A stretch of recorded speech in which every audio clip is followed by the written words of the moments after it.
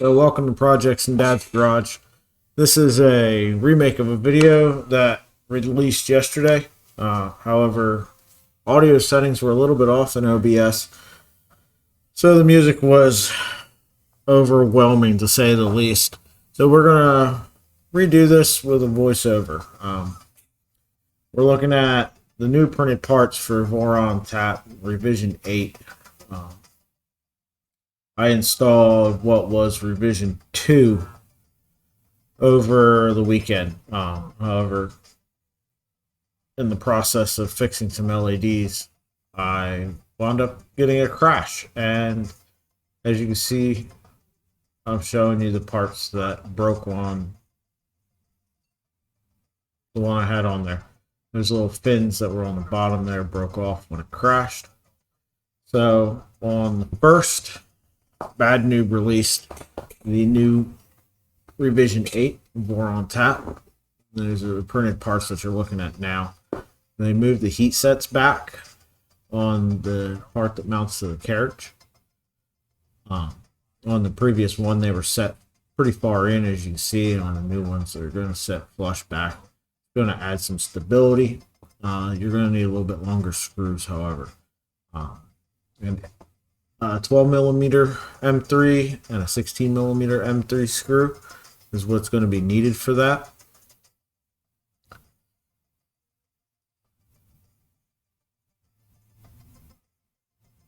We're showing that the magnets still drop in there. They're at a slightly different angle. And on the part that mounts to the actual linear rail carriage, now has the option to either install another set of magnets to make that lockup much more rigid, or you can continue to use the flathead cap screws on there, which is what I end up doing. When it did break, what I'm showing you here is the wire for the X end stop actually caught.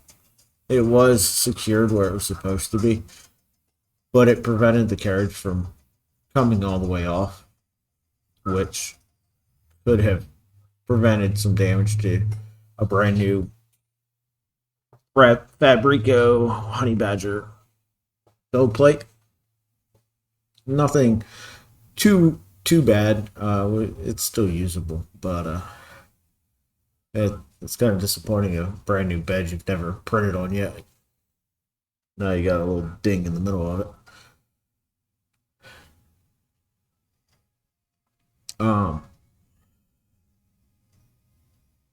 That wire there on the tap PCB is what came loose from the back of the CAN bus. The Big Tree Tech EBB 36 has pins that are not JST connectors or Molex connectors.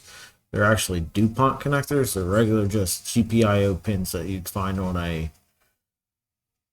Raspberry Pi, Pi Pico, or an Arduino, any one of those.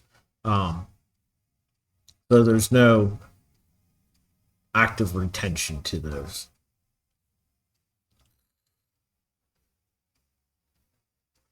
And we're just taking that apart. We're going to cannibalize as many of the pieces as we can off of that. Obviously, it's not usable anymore. So we're going to take the screws. We're going to take the heat sets, reuse all that. There's just a couple of new parts and new pieces of hardware that you'll need. You're looking at an M3 by 16 that you will need in addition to what you had previously, and two M3 by 50s. Those M3 by 50s though need to have the thread the entire length of that screw.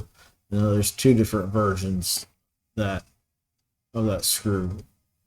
One that only has threads running part way up it, and one that has threads running all the way up it. A lot of people don't have that. You might have to order it. There's only one other spot on Voron printers that take a M3x50, and that's on the stealth burner on the bottom of the faceplate. So if you don't have those, they're pretty inexpensive on Amazon. I highly recommend just buying a screw kit. You can get them in a screw kit, and it costs you $20, and you've got hundreds of screws to go with it.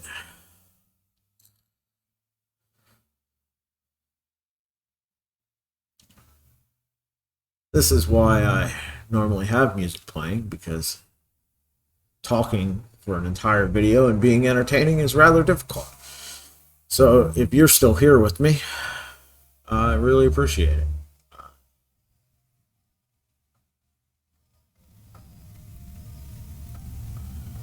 What we can do is we might be able to go ahead and skip forward in this video a little bit. See what we got.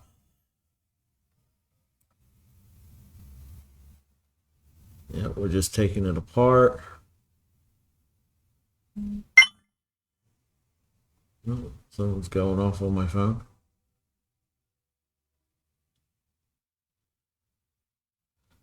Okay, so now we're transferring the screws from previous one.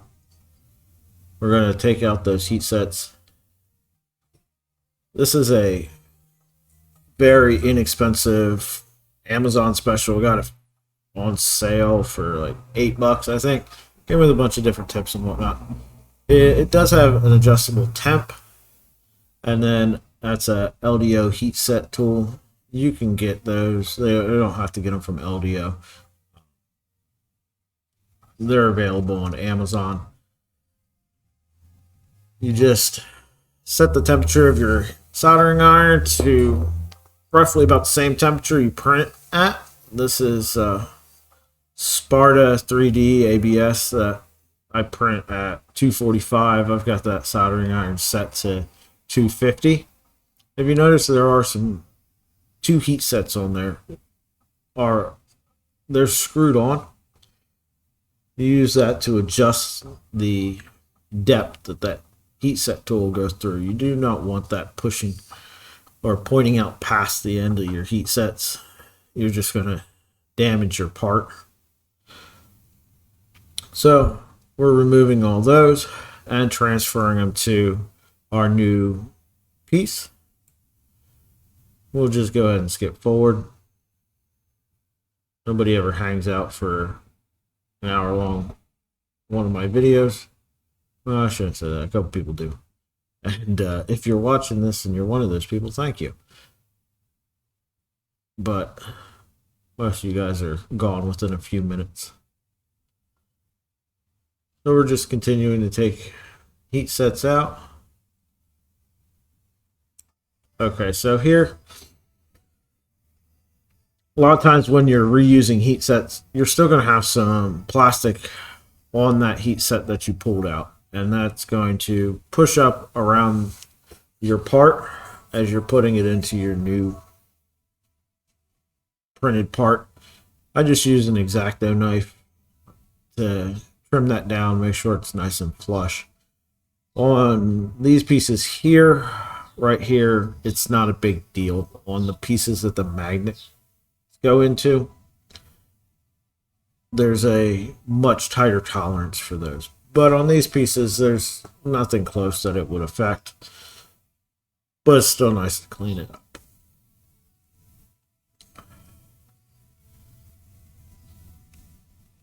This piece just screws onto the top.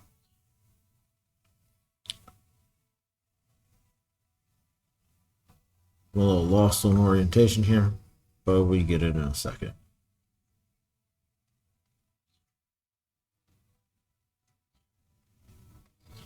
There we go.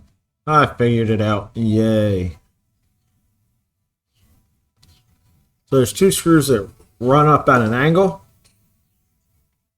And then there are two screws that run from the front.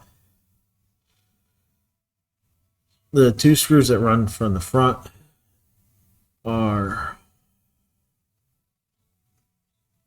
they don't screw all the way in. They're going to be the screws that attach your mount for your hot end. but these ones do go all the way up and through. Screw into some heat sets that are set at an angle on that.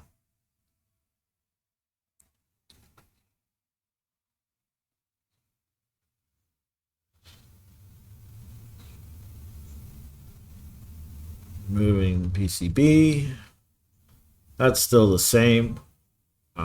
So whether you're using 5-volt, 24-volt, or if you're actually using a switch, all that's still reusable.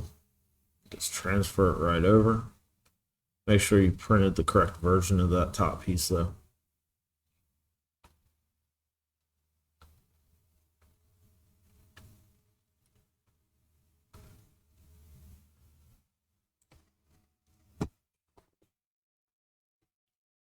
That still screws in with the 4 screws from the front. I don't do that until after the belt retainers and everything are printed. If you look there, middle left-hand corner of your screen, there's 2 belt retainer clips now for revision 8.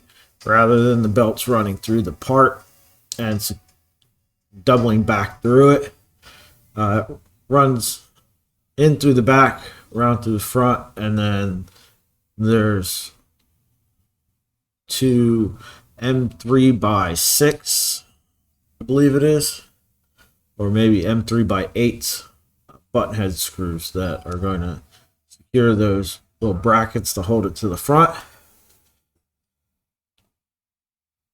And that's going to hold your belts in place.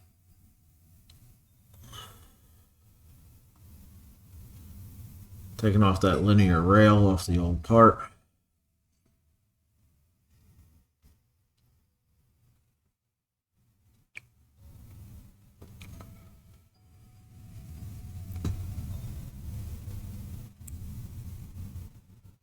Removing the heat sets, putting them in. Again, these are the ones that they don't go in as far as the old ones did. They're set back a little bit further in the part. It's going to add a little bit more structure and keep that rail in place a little bit better.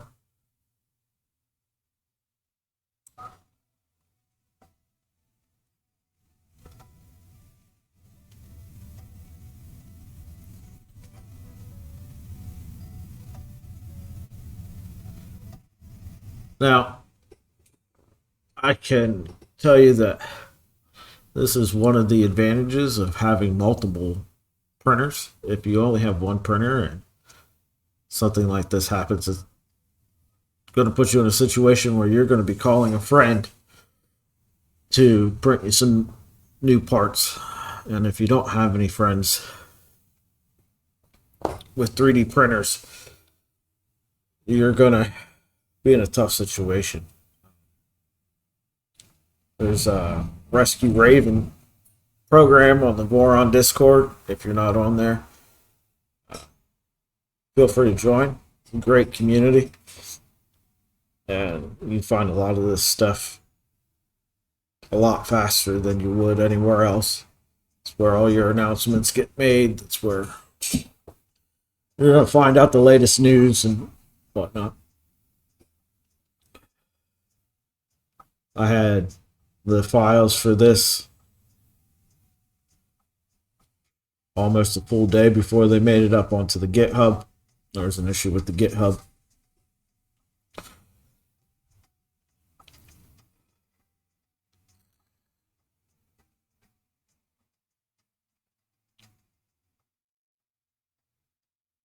Let's continue to skip forward. All right, so this is that new rail screw that you're going to need. The middle one is now a M3 by 12, which is what your bottom screw was previously. So you'd be able to reuse that. The bottom screw has a heat set that screws onto it before it screws through your linear rail and into your part. And that's to keep the head of that screw proud of that linear rail. It's going to act as a hard stop on the bottom to prevent your tool head from coming off the bottom.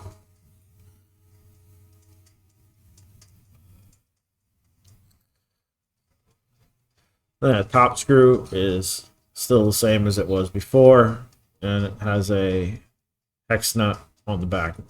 Here you can see putting that heat set onto that M3x16 before it gets screwed in.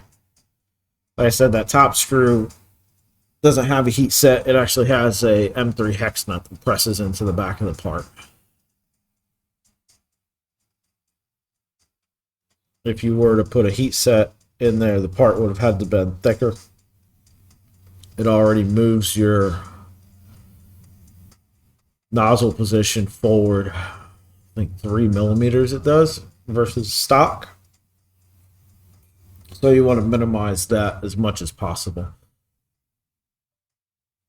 Now, if you're installing tap, presumably you had a Z end stop pin in the back of your printer. So you'll be able to adjust your Y end stop position in your printer config and redefine that so that you're not losing any distance. And here's those M3x50 screws. They screw up through the bottom and all the way through. They're going to add some rigidity to this entire situation. You're going to want an electric screwdriver for this. Turning those in by hand, bit of a pain in the butt.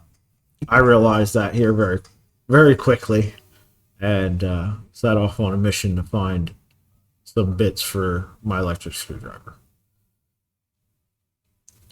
We'll just go ahead and fast forward through me doing that.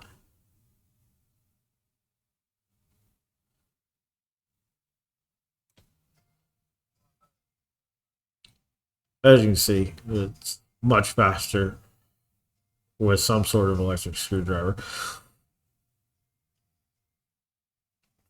I don't have one of the fancy slim ones. This is just a Bauer from Harbor Freight. But it actually has torque to drive in M3 screws and M4s and M5s, but not so much that you're going to damage stuff insanely quick as if you use an impact driver or something.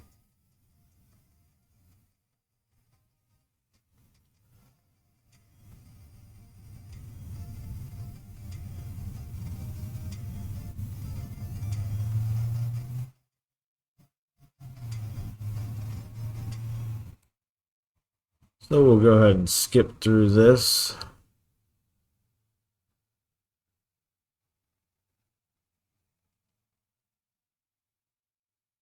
Resolder up the broken wires on the XN stop.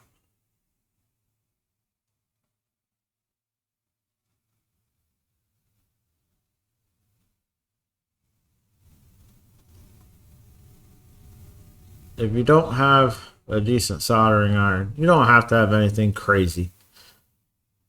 You should probably get one. If you're in this hobby, you're going to use it eventually. If you built a Voron, you probably already have one. Alright, now we're going to put the magnets in. I'm not going to reuse the ones I had in the previous one. You can. You got to kind of cut them out. But I'm just going to use some new ones. I'm using N52 neodymium magnets. They're black because they're non-conductive. You don't need non-conductive ones for this, but that's what I have. When I was ordering them, I figured, why not? Now, you can use 2 sets of N52 magnets, like I said, on the front of it, the part that the carriage mounts to. You can either put screws in or you can put another set of magnets. It's not recommended to use 2 sets of magnets on smooth PEI flex plate, which is what I normally use. So I'm just going to go with the 1 set. I can tell you that I found the lockup to be not as strong on this revision versus revision 2. It's supposedly stronger with the new angle of the magnets, but it's just my anecdotal observation. It's actually recommended to use weaker magnets than N52s on smooth sheets, but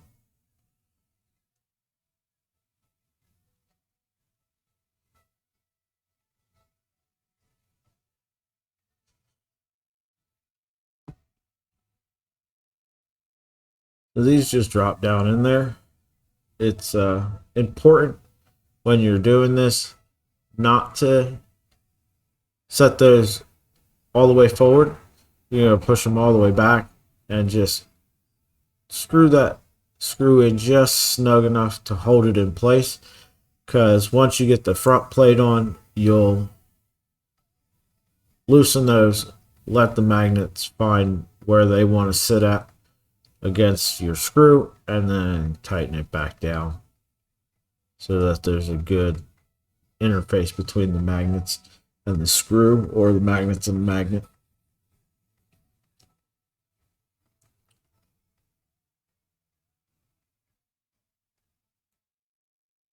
See if we can get to some place that shows that.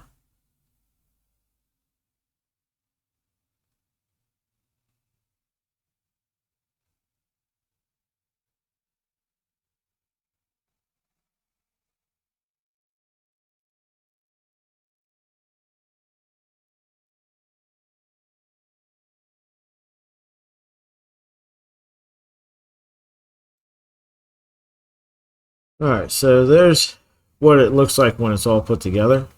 And that piece there that I just picked up is the part that will lock the belts to the front.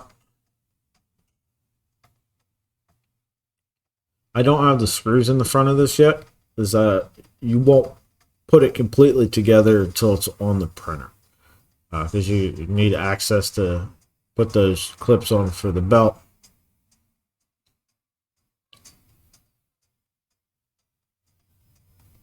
But I like to dry assemble it and get those magnets set to the right position before it's on the printer. It'd be a little bit cumbersome to do while it's on the machine.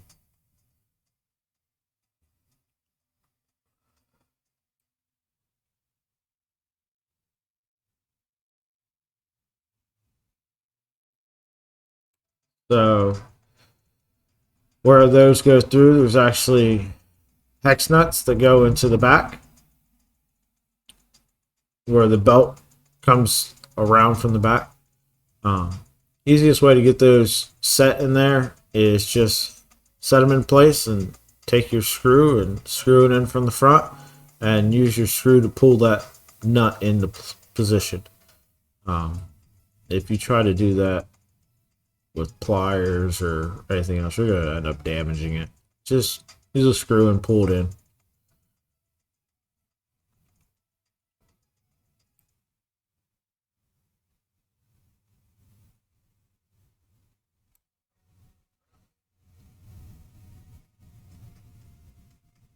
Now we're going to take, you can see that gap between the magnet and where that screw is.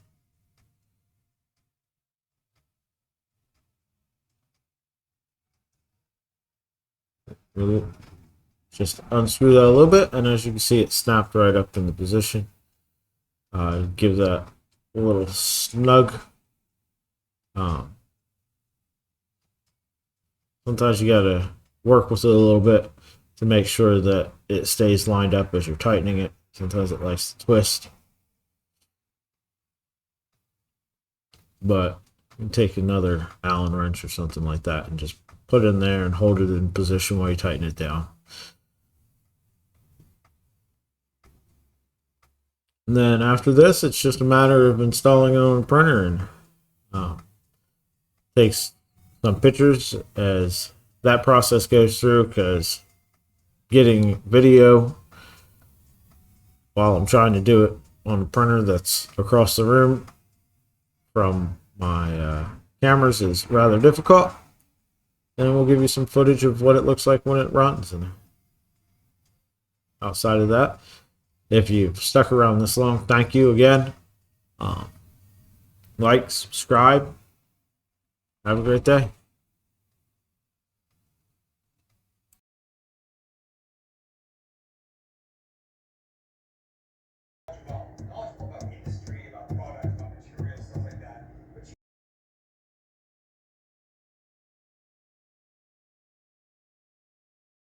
So here we go. Moment of truth. It's helmet.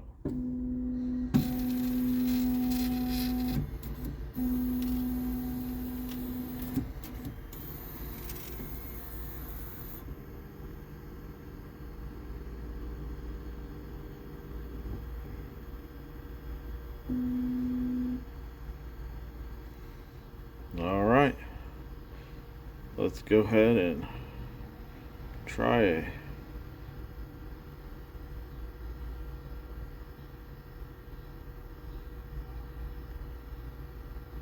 let's level the bed out. Now, of course, I'll have to reset the probe offset. Get some nice first layers, but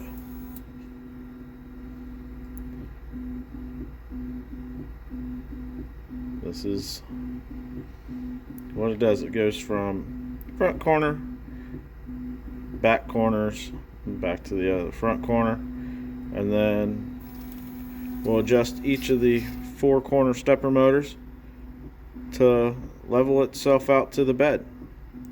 So the bed doesn't move. The actual gantry that's moving up and down will twist to become level. Sometimes it takes a couple of rounds to go around.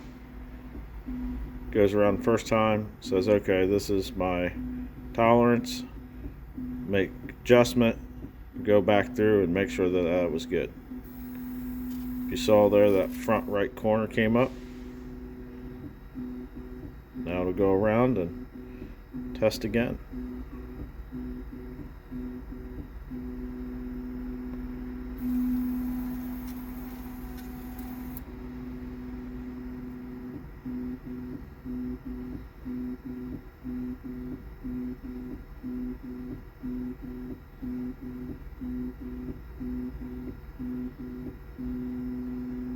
Every time it comes down, that tool head's actually lifting up.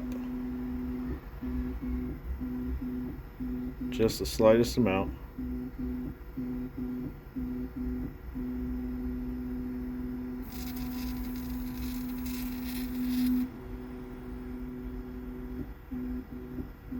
Let's see if it's thinks it's good enough now.